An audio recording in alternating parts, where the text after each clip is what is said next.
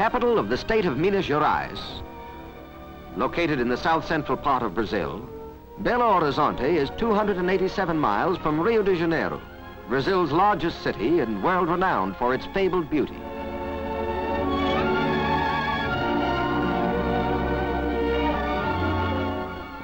"463 miles from São Paulo, Brazil's second city and the ranking industrial city of Latin America.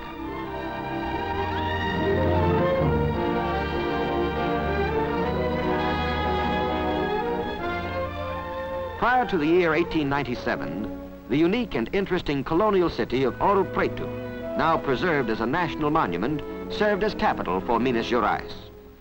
But enterprising mineiros, or miners as citizens of this state are called, with characteristic foresight saw the need for a more centrally located city, one which would permit unlimited expansion. The foothills of the Curral del Rey Mountains were selected as the site. But before ground was broken, literally before one pickaxe disturbed the serenity of the lovely hills, engineers and architects translated into maps and blueprints the hopes and dreams of the founding fathers. A people's pride envisioned this model inland city. A people's spirit and strength built it. Justifiably proud is the Mineiro of his public buildings and his leading officials. The Governor's Palace, residence of the state's chief executive. The Department of Interior. The Department of Agriculture. The Department of Education. The main post office. The City Hall. Executive offices of the mayor, capable, enthusiastic Dr. Juscelino Kubitschek. But Belo Horizonte is more than a seat of government. It is the commercial hub of a state fabulously rich in natural resources. A visit to the Feira de Amostras, a building erected to house a permanent exposition of the economic wealth of this great state, will help to explain the phenomenally rapid growth of its principal city. It has been said that the state of Minas Gerais has a chest of iron and a heart of gold. Here, the history of gold is the history of colonial Brazil under Portugal, and more particularly of the development of the state of Minas Gerais.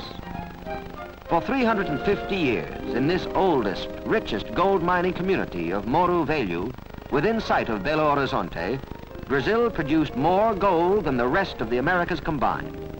Intensive and careless exploitation, plus a natural depletion in reserves, has reduced Brazil today to 12th place among world producers. Even this comparatively small output of gold reflects itself on the economic life of the city.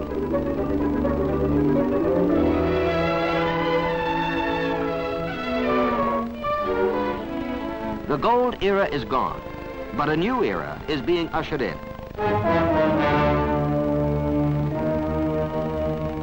King Iron, long a slumbering giant in the mountains of Minas Gerais, is beginning to stir. 1/4 of the total known iron reserves of the world are in Brazil. At Itabira occurs the largest single deposit. The hilly streets and roads in and around this mining town are literally made of iron.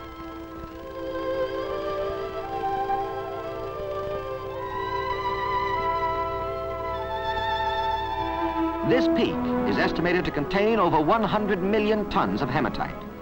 So high grade is the ore that the average will assay 68% of a theoretically possible 72% of pure iron. The railroad from Belo Horizonte is being extended to the peak by cutting through mountain passes and by filling in deep gorges. Building road beds is no simple engineering problem in this rugged terrain, but the work goes on. The ore, much of which will be used to make these very rails, is loaded into heavy-duty trucks and hauled several miles to the railroad terminus. From this point, the ore train proceeds toward the railroad yards of Belo Horizonte.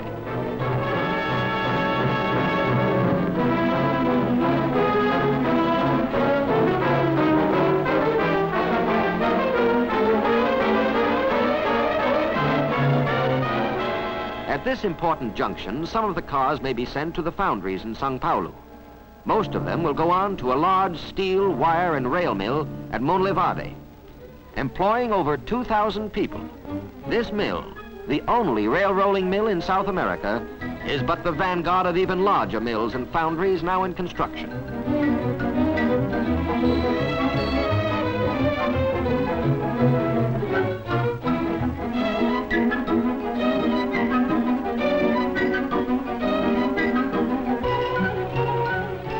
Brazilian industry, responding to the tasks imposed by the war, is on the march.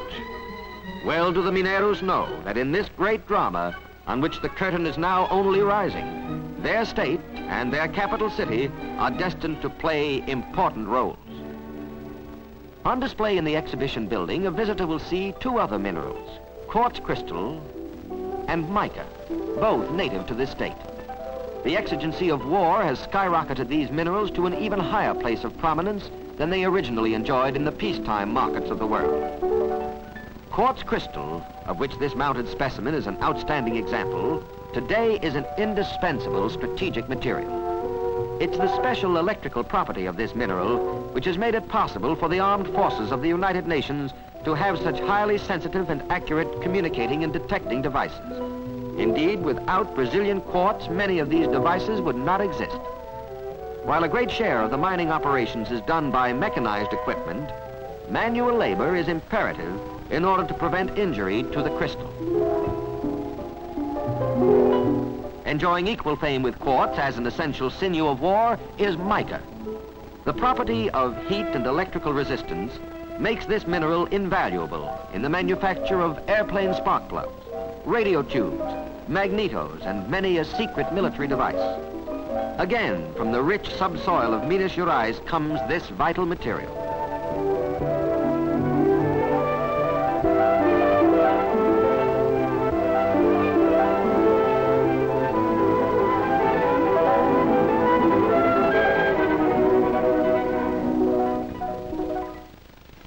In the cutting and trimming shops, busy Mineiros, men, women, and children, keep these leaves of mica moving toward the stockpiles of American factories and arsenals, and thus are contributing their very ample share to the cause of freedom. Numerous and varied are the other minerals on display at the Feira, all of them contributing to the prosperity of Belo Horizonte. No wartime aristocrats, but worthy of more than a mention, are manganese, chromium, aluminum, silver, nickel, graphite, calcium, kaolin, columbite, and zirconium. Belo Horizonte is also the center of Brazil's steadily growing diamond industry. This diamond, named in honor of Brazil's President Vargas, is the 5th largest diamond in the world, weighing 726 carats. In the production of semi-precious stones, the state of Minas Gerais is the undisputed leader of the world.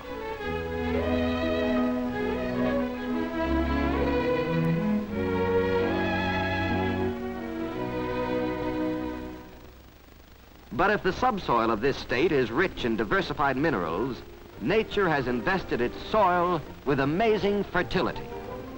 The products grown are legion: castor beans, tea, coconuts, peanuts, rice, wheat, beans, corn, tobacco, cotton.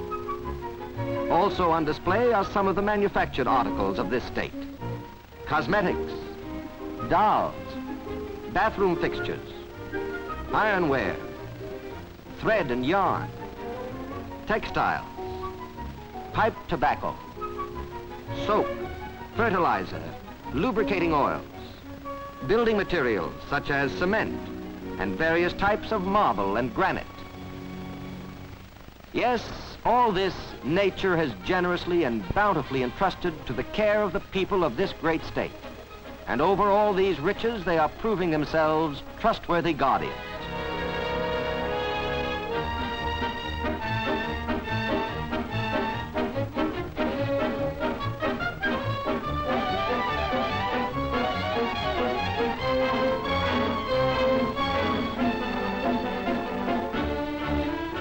To accommodate their rapidly expanding industries, they are putting into execution a plan which was well prepared in advance.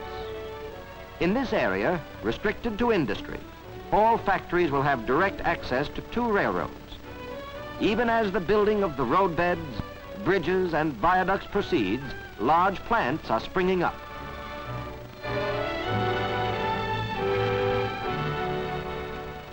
Equally as progressive and forward-looking were the Mineros in designating and providing ample and spacious residential districts.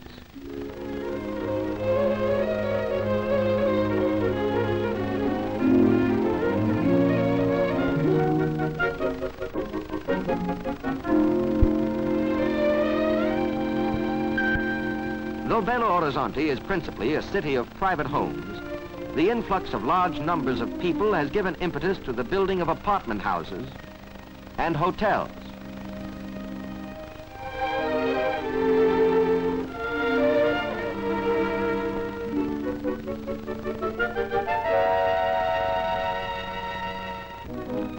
Throughout Brazil, primary school education is compulsory. Centrally located in each community are fine schools. Judged by any standard, the educational system of Belo Horizonte is efficient and advanced.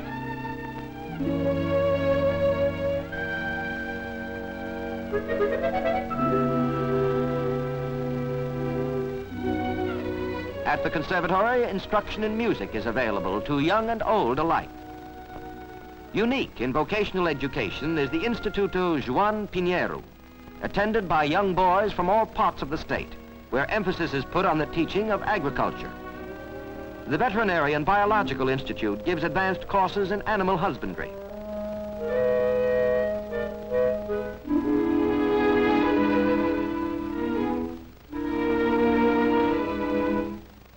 The public library houses a fine collection of reference works available to the student in Portuguese, French, or English.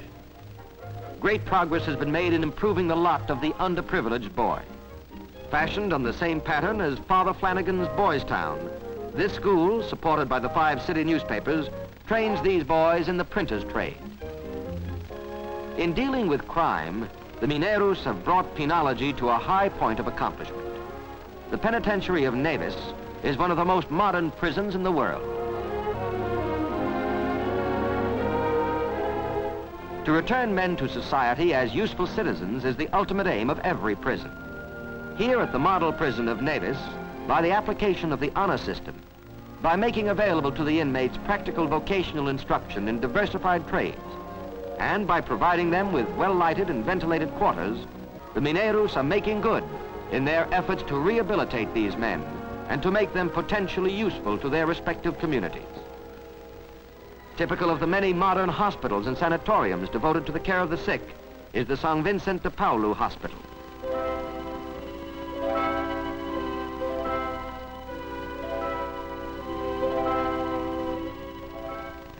In planning their city, the Founding Fathers allocated a large tract of land for a municipal park.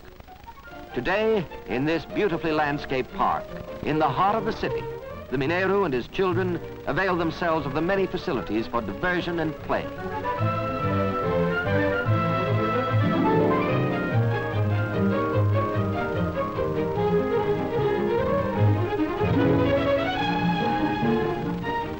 One of many other recreational centers is the Minas Tennis Club.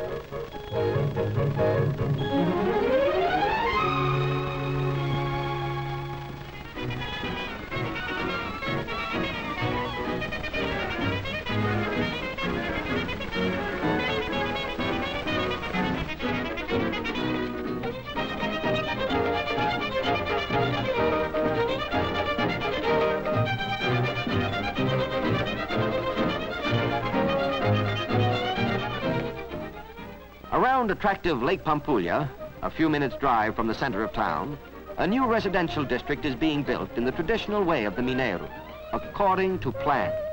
Already in operation is the Yacht Club, with its magnificent swimming pool and clubhouse. Across the lake at the Pampulha Casino, Mineiros can dine, dance, or watch a smart floor show. If they prefer, they can go to the more popularly priced baile and dine and dance in the open pavilion. In all his enterprises, the Mineiro humbly has sought divine guidance. And in his free houses of worship, he has offered up his thanks for the blessings it has been his privilege to enjoy.